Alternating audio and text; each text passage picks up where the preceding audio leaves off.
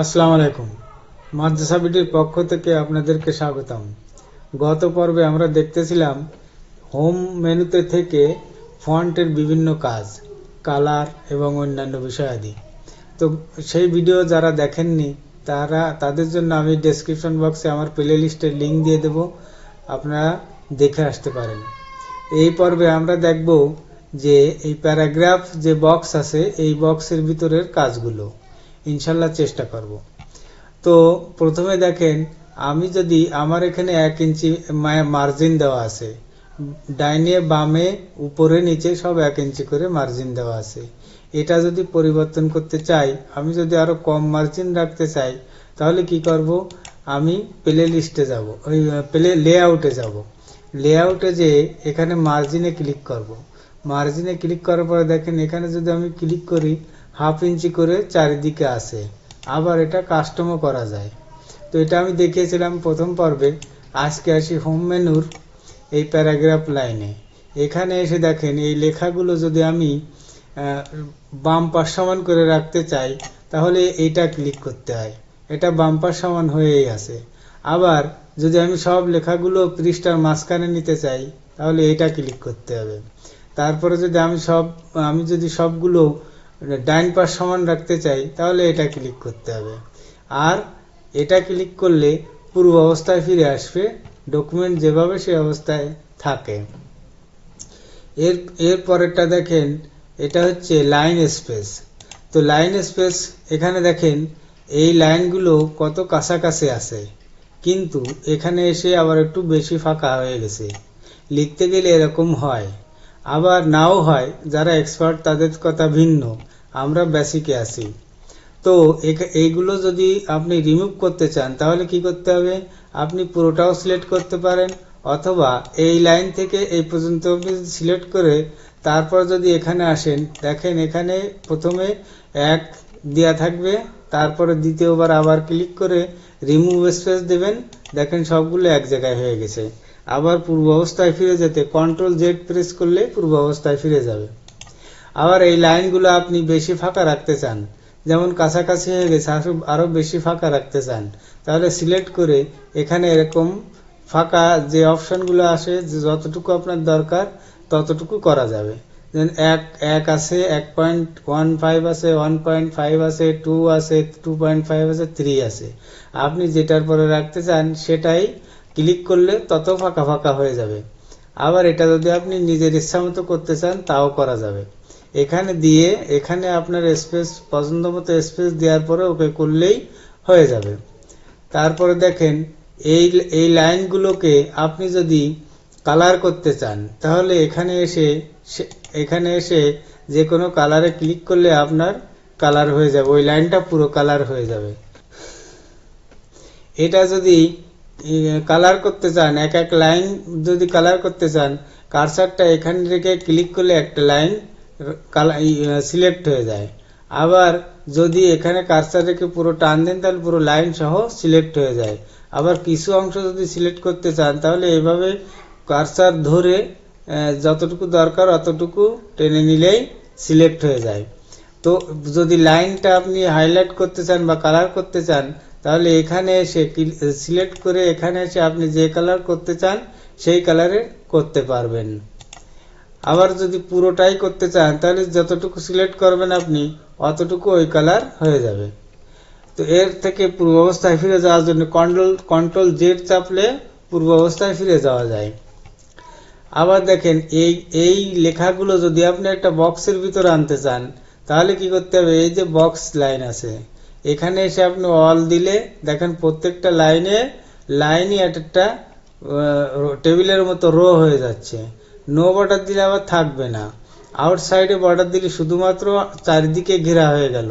আর যদি আপনি এই লাইনটার নিচে দিতে চান, নিচে শুধুমাত্র নিচে একটা দাগ দিবেন, তাহলে এটা ক্লিক করলে শুধুমাত্র ওই লাইনের নিচে একটা দাগ হয়ে যাবে। এটা আন্ডারলাইনের মাধ্যমেও করা যায়। তবে এখানে যদি আপনি বর্ডার দিয়ে করেন, তাহলে হবে কি, যতটুকু আপনার পেজ মার্জিন আছে এই দাগটা অত বড়ই থাকবে, অত দূরই থাকবে। আর যদি আপনি আন্ডারলাইন করেন, তাহলে কি হয় দেখেন, শুধু লেখার অংশটুকু, আমি এটা আগে উঠাই দিই, বর্ডারটা উঠায় দিয়ে নো বর্ডার করে দিলাম। দেখেন এবার আন্ডারলাইন করলে কি হয়, যেটুকু লেখা আছে ওইটুকু নিচে একটা দাগ আছে, দাগ হয়েছে। কিন্তু এটা যদি আপনি এই বর্ডারে এসে করেন তাহলে পুরোটাই দাগ হয়ে যায়। অনেক সময় প্যাডে লেখার সময় নিচে যে লম্বা দাগ থাকে এটা কিন্তু এই বর্ডার স্টাইলই।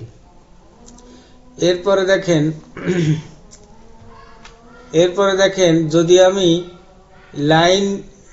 লাইনের প্রত্যেক লাইনের মাথায় বা প্রথমে আমি একটা সিম্বল রাখতে চাই, এখান থেকে যে কোনো একটা সিম্বল রেখে যদি আমি লেখা শুরু করি, সাপোজ এখানে আমি একটু লিখি। দেখেন এখানে এই লেখার পাশে আপনি একটা সিম্বল দিতে চাচ্ছেন, তাহলে কি করব, আমি এটা ডিলিট করে দেব। সিলেক্ট করে ডিলিট বাটনে ক্লিক করলে ডিলিট হয়ে যাবে। এরপরে আমি এখান থেকে একটা সিম্বল নেব, আমি এই সিম্বলটা নিলাম। এবার এখান থেকে লিখলাম, এখান থেকে আমার ইচ্ছা মতো আমি আমার বাক্য লিখলাম।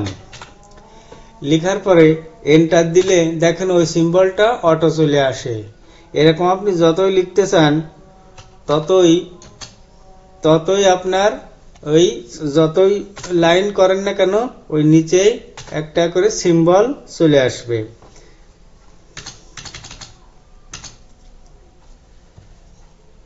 কখনো এরকম হলে কার্সারটা উপরে নিয়ে আবার এন্টার করলে ওটা চলে আসে। এরপরে আপনি কিছু লিখলেন, লেখার পরে আবার এন্টার করলেন, দেখেন ওই সিম্বলটা আপনার সাথে সাথেই আসতে থাকবে। এগুলো ডিলিট করতে চাই, সিলেক্ট করলে ডিলিট দিলে ডিলিট হয়ে যাবে। তারপরে দেখেন এর পাশে আছে নাম্বার।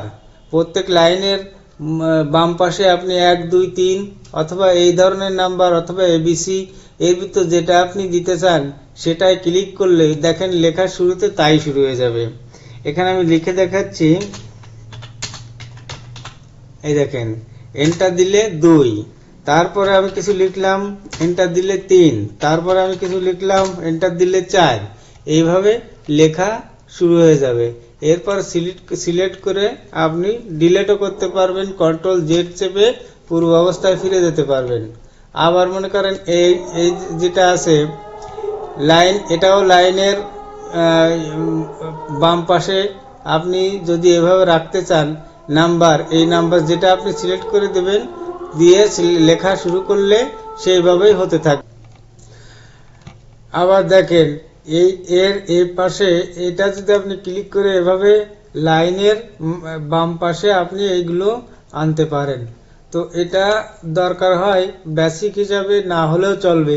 তারপরে দেখেন এর পাশে এই দুটো যে আছে এটা হচ্ছে প্যারাগ্রাফের লাইন, অর্থাৎ এই পেজটাকে আপনি যদি 2 ভাগ করে লেখেন, যে সংবাদপত্রে যেরকম থাকে ওরকম করে লেখেন, তাহলে এই দুটার কাজ আছে। তাছাড়া এই দুটার আর তেমন কাজ নাই, বেসিক নলেজ হিসাবে কাজ নাই। তারপরে দেখেন এখানে যে এই পাশে যে এগুলো দেখছেন এগুলো হচ্ছে আপনার কুইক অ্যাক্সেস বারের মতোই। এগুলো যেটা আপনি নেবেন আপনার সিলেক্ট করা লেখাটা ওই রকম ধারণ করবে। তো এটা অন্যভাবেও তো করা যায়, এই যে এখানে চাপ দিলে আপনার এটা বাড়তে থাকে, আবার এই ডাউনে চাপ দিলে আবার কমতে থাকে। তো এগুলো তো দরকারি, তবে এগুলোর ব্যবহারও আছে অন্যরকম, সেটা পরে জানা যাবে এক্সপার্ট হলে।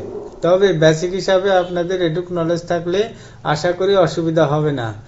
আবার দেখেন এই লেখাগুলো কিন্তু এখান থেকেও আপনি এই ফন্টের এই বক্স থেকে আপনি সিলেক্ট করে লেখার ডিজাইন পাল্টাতে পারেন।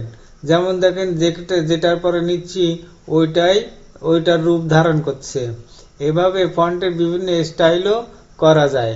আবার আপনি যদি ফন্টের সাইজ বাড়াতে বা কমাতে চান, তাহলে এখানে ক্লিক করে যে সাইজ করতে চান সেই সাইজে ক্লিক করলে সেই সাইজই হয়ে যাবে। আবার অনেক সময় দেখবেন কোথাও থেকে কোনো ফাইল পেলে বা কোনো ডকুমেন্ট কেউ যদি আপনার সঙ্গে শেয়ার করে, তো যদি দেখেন যে লেখার সময় বিভিন্ন ফরম্যাটের সমস্যা হচ্ছে, তখন আপনারা এখানে এসে ক্লিক করলে ওটা ফরম্যাট ক্যান্সেল হয়ে যাবে। আবার যদি ক্লিক করেন ফরম্যাটটা অ্যাক্টিভ হয়ে যাবে। তারপরে এখান থেকে আপনারা ফন্টের যেমন ডিজাইন পাল্টাতে পারেন, তেমনি এর রঙও পাল্টাতে পারবেন। এখান থেকে আপনি যে রং সিলেক্ট করবেন, আপনার ফন্টের রঙও সেটা ধারণ করবে। এভাবে ওয়ার্ডের আপনার টেক্সটকে বা আপনার ডকুমেন্টকে আরও মার্জিত এবং রুচিশীল করা যায়। আমার এই যে লাইন প্যারাগ্রাফ কলামে যে আজকের যে কাজগুলো দেখলেন, আশা করি আপনাদের কাজে, অফিসিয়াল কাজে কিংবা নিজস্ব যদি কোনো কাজ ডকুমেন্ট তৈরি করতে চান, তাহলে অনেক উপকার আসবে। শেষে আর একটা টিপস বলি, সেটা হচ্ছে অনেকেই জানেন আবার অনেকেই জানেন না। যাদের অভ্র কিবোর্ড এরকম থাকে, কুইক অ্যাক্সেস বার থাকে, তারা যদি আপনারা অনেক সময় দেখা যায় ইংরাজি লিখতেছি, মাঝে দুই একটা বাংলা লেখার দরকার, তখন কিন্তু এটা সহজেই করা যায়। যেমন এখানে যদি আপনি ক্লিক করেন, তাহলে দেখেন একটা বাংলা কিবোর্ড আপনার সামনে হাজির হয়ে যায়। এখানে আপনি যদি এবার লেখালেখি শুরু করতে চান, তাহলে এই বোর্ড থেকেই লেখা যাবে। যেমন দেখেন ক, তারপরে যদি আকার দিতে চান, তারপর অক্ষরের পরে আকার, তারপরে একার দিতে চাইলে মনে করেন আপনি লিখলেন দন্ত ন, তারপরে দিলেন রশ্মি, এরকম করেও বাংলা লেখা যায়। এখানে সব অক্ষরই আছে, কিবোর্ডেরও সাহায্য নেওয়া লাগে। তো এভাবে খুব সহজে কিন্তু ইংরেজির ভিতর বাংলাও নিয়ে আসা যায়। আশা করি আজকের এই ভিডিও থেকে আপনারা হোম মেনুতে থেকে এই যে প্যারাগ্রাফ বক্সের যে কাজ, আপনাদের আর কোনো অসুবিধা হবে না। ধন্যবাদ আপনাদের সবাইকে। আমার সাথে থাকার জন্য ধন্যবাদ, এবং আমার চ্যানেলটা সাবস্ক্রাইব করে সাথে থাকবেন, লাইক শেয়ার করবেন। আর যদি আপনি আমার চ্যানেলে পুরনো হয়ে থাকেন, তাহলে অবশ্যই আপনাকে অনেক অনেক ধন্যবাদ। আসসালামু আলাইকুম ওয়া রাহমাতুল্লাহি ওয়া বারাকাতুহু।